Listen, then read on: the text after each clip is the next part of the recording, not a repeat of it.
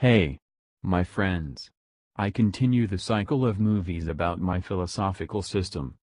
This time I want to show you how to implement a project design called philosophy so that it really turns into a philosophy. By the word philosophy, I mean a universal scheme that accommodates everything that exists in the world. The first example. We need to create a working mechanism. What should we do? At first, we need to compose the general scheme for the operation of this mechanism, without specifying specific details. By means of physical laws, we need to prove that this mechanism is capable to perform the corresponding work, in principle. At the second stage, it is necessary to make the design of each detail that is part of this mechanism. And these details will differ significantly from those details that are depicted on the general scheme of our mechanism. And at the third, final stage, it is necessary to select concrete materials and colors to embody the project in reality. There is no need for deep technical knowledge, but only a sense of the designer's style, so that the manufactured sample has acquired unique features that distinguish it from the general mass.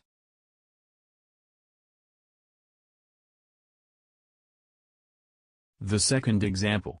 Christian religion represents a person, the image of the world, built based on the Holy Trinity. God the Father is an observer from outside. He looks at the world from heavenly heights. His task is to show people the world in the most general form, and give them common rules of behavior in this world. He is a pure theoretician and his court is impartial. God the Son is placed within the human society. He is a pure practitioner. Based on the theory given by his Father, he clears up to people each concrete situation and explains how they should act in this case. The Holy Spirit does not say anything, does not judge, but gives confidence to the actions of each particular person. In other words, the Holy Spirit endows each person with the individuality to make him unlike others. And endowed with individuality, a person turns into a personality and personally becomes responsible to God for all his actions.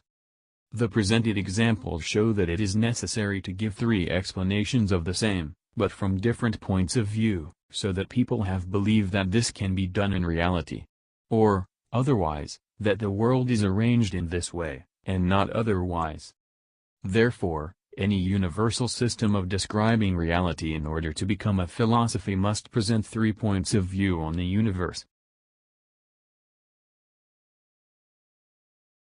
The first point is a view of the world from the subject which kind of has gone out of this world and watching him from outside.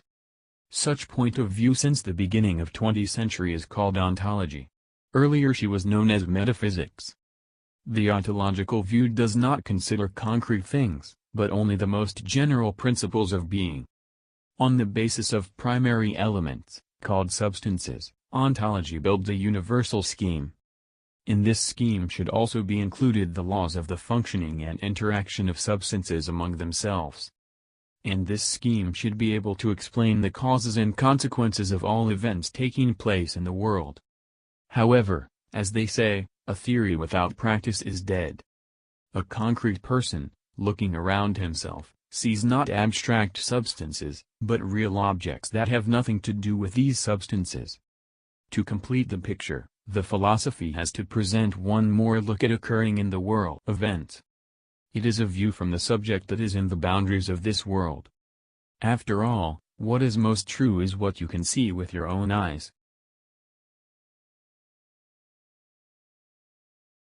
The philosophical description of the world given from this point of view is called gnoseology. For a wide audience, gnoseology is known as the theory of knowledge. From this point of view, the world around is represented in the form of a stream of sensations that turns into a complete image inside the consciousness perceiving them, the person. Gnoseology can be equated with anthropocentrism because the world represented by gnoseology is a world visible from within the human body. But the view of the world from the point of view of gnoseology can't, fully, be trusted too. All people are different. All of them perceive reality in different ways, someone so, and someone just like that.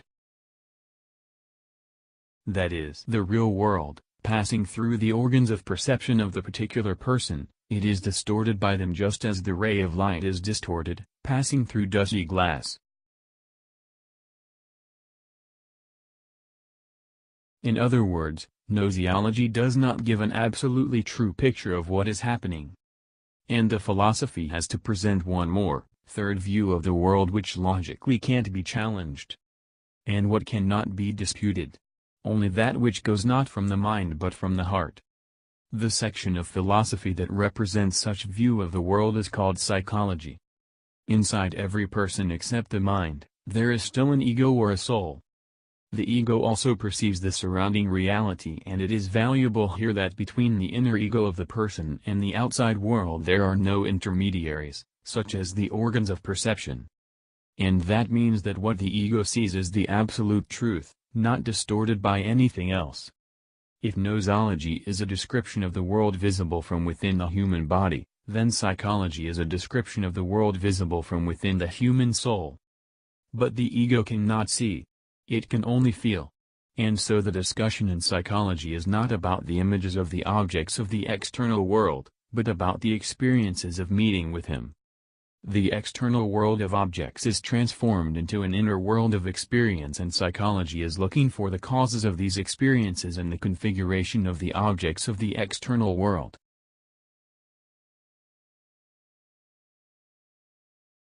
So, in order to create a complete philosophical system, it is necessary to present in it 3 points of view on the universe. The first, the logocentric, from the point of view of the external observer. The ontology has to present it. The second, anthropocentric, from the point of view of the internal observer.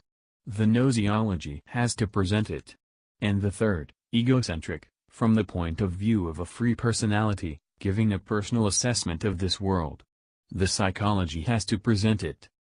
That's all for now. Wait for new movies. There will be many.